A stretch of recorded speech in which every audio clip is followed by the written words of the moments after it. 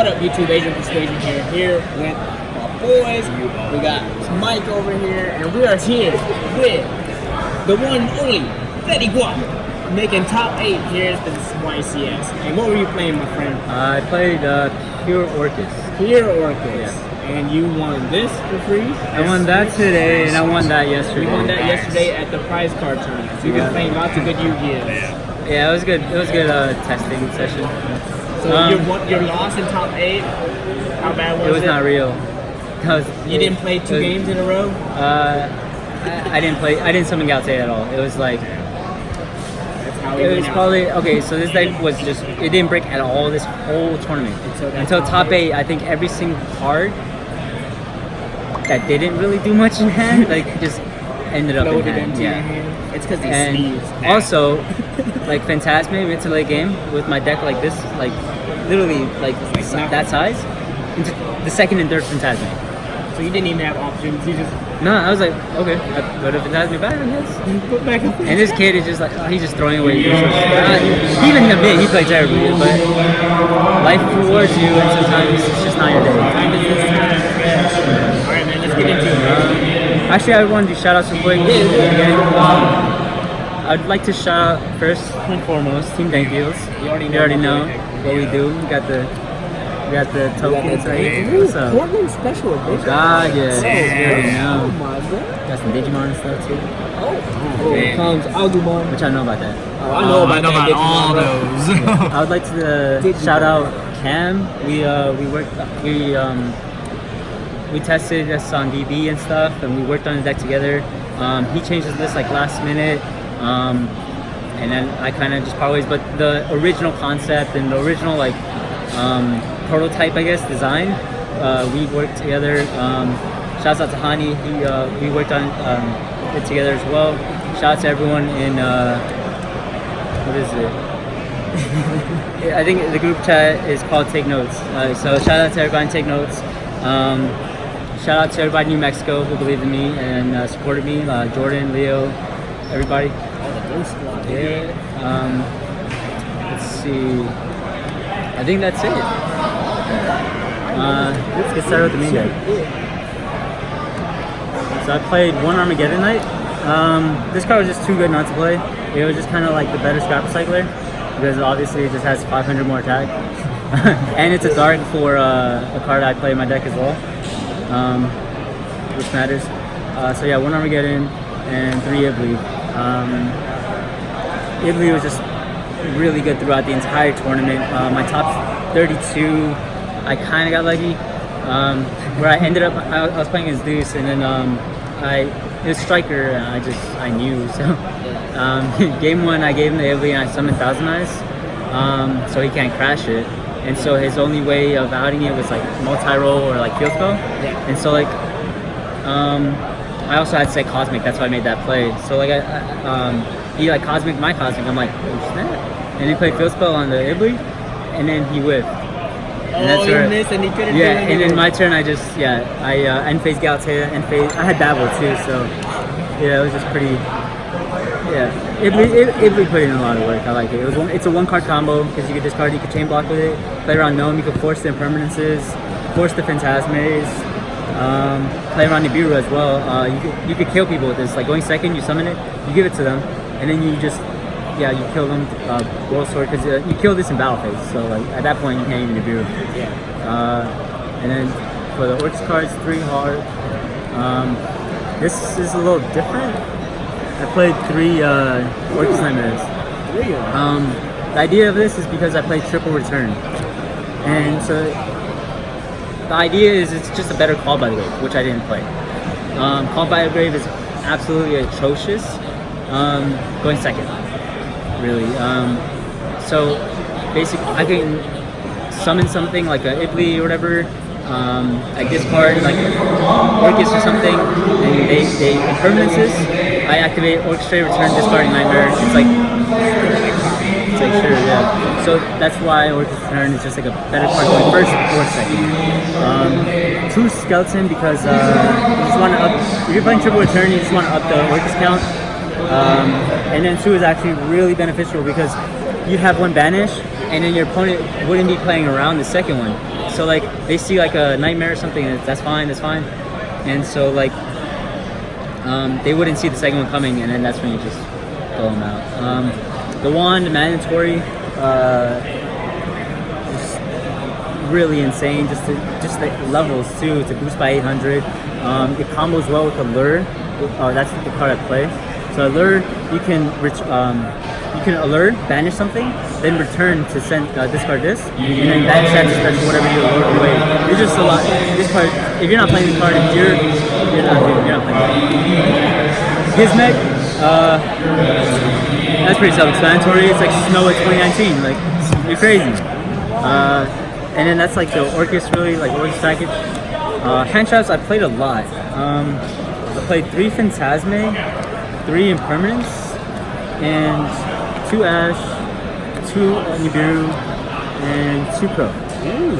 I guess the idea was this is like the perfect. I don't know. I think it was a great number. Everything worked out well. The idea of maining Pro is technically it theoretically has a good matchup against everything, and if it's really bad against matchup, it's just a Pro target, alert target. Nibiru is just a blowout game 1, so I really just wanted to have it in my deck game 1, and like these 6, like I didn't play multiples of it because like I feel like when you resolve Phantasme, like you get like odds of you getting to one of these, not this because obviously it's dead. So I maxed it out because Impermanence is just another good card against them like Orcust and stuff, and this is also the reason why I named this. It stops. You could banish out Martin and stuff, and it kind of like ends their turn. More likely so. And then Nibiru, like I didn't want to max out on it because I don't want to see like multiple against the Lunar Light Orcust deck and the Striker deck, which I think is the best deck because like they could just go Astar and this is just dead. But yeah, I sided third, so I wasn't just having 2 Nibirus. Nibiru was insane. So those are the hand traps and 3 turn. These are kind of like the extenders. 3 Cosmic, these are amazing. 3 Instant Vision, 2 Alert Darkness, and 1 Foolish. These are just all like extenders. They let you play through your opponent's interruptions. I don't think I would change any of that.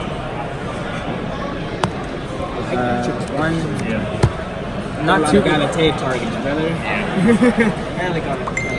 Yeah. Oh, it's insane. Like I usually, also another thing. I usually end on a Babel.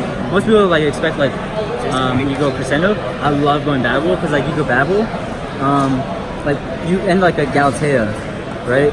And so you have your Galatea, and so you use your Galatea to set this for your turn, and then on your turn you set this. So like you have this live for your turn when you're about to kill him. So it is, so the returns are insane. Let's see. Let's get with the extra deck first. I already have an extra card out. So Orcust cards, 2 Dingersu, 3 Galatea. Trust me, it does come up. If you're playing pure, like you're not playing, like you definitely should play 3. That's correct. 1 Longursu, staple. 2 Mermaid. I play Iblis, so easy. And 1 Phoenix. I never found myself needing another Nightmare, like Link 2, to go into the Mermaid. So it was just like, what's more useful, Cerberus or Phoenix? So I threw away Cerberus for a card that would probably benefit me more. So that's, and then Full Sword, Top Logic, and a card that's like a little different than most is, I think all of us just don't play, was Trisbane. This card is good, it helps you play it on deck only 1, that's the only reason behind it. And you can cheese in time. It hasn't come up today, but yeah. The 2 instant fusion targets, potential super poly. I actually did that like once before. My opponent ended Winda, Dingirsu. And I was just like, alright, let me take your Winda, let me take your Dingirsu, and let me summon my Winda. So like, jeez, that's pretty awesome. I main deck my super poly target because them seeing you side into extra deck cards it's just so obvious. So it's I didn't want to give my opponent information. So having it in like my extra deck was just it was good. Nibiru, the third one, just 2 Lancia. I feel like I had too much for the mirror rush already. So 3 no materials. I was scared of the Moonlight Orcust deck, and this was more of a blowout really against them than Lancia, I think. 3 Super Poly. Yeah, so cards insane. 3 Twin. Simple, like you simplify just the game state. You get your engine going, and then you play. The only time like it's like you're gonna lose is either if you get like comboed off, which most likely isn't gonna happen because you play with a ton of hand traps, or you just get flooded out, and that's what kind of really happened in my top 8 match. Whereas I had all these cards plus the 3 Cosmic in the main, and I didn't see any of it. Like it was pretty crazy. 2 Typhoon. This card is actually really busted. Cause like Summon Phantasmate versus Striker going like second, and then you Phantasmate into this, and then they activate Shizuku, add their Widow Anchor themselves, and then they play multi-roll. They use like multi-roll effect. I'm like, oh dang. Yeah, let's pop that. Better than Ghost Striker because this thing outs floodgates, obviously. Ogre is also just trash after you resolve it like once. And another God card against Striker that I did not draw in my top 8 match. But yeah, I mean I didn't expect it's a 1-up, but it's a 1-up win con. So because like in this deck you can crescendo with this, and there's almost like no out to it. Like Crescendo in that game. crescendo that, yeah, that's my side. That's my deck. Alright, man. Congratulations again on top 8, brother. You already know he's Fetty Guap. He's nice. Look at him looking all nice for the camera. As always, look at him. And congrats again, and thanks for that.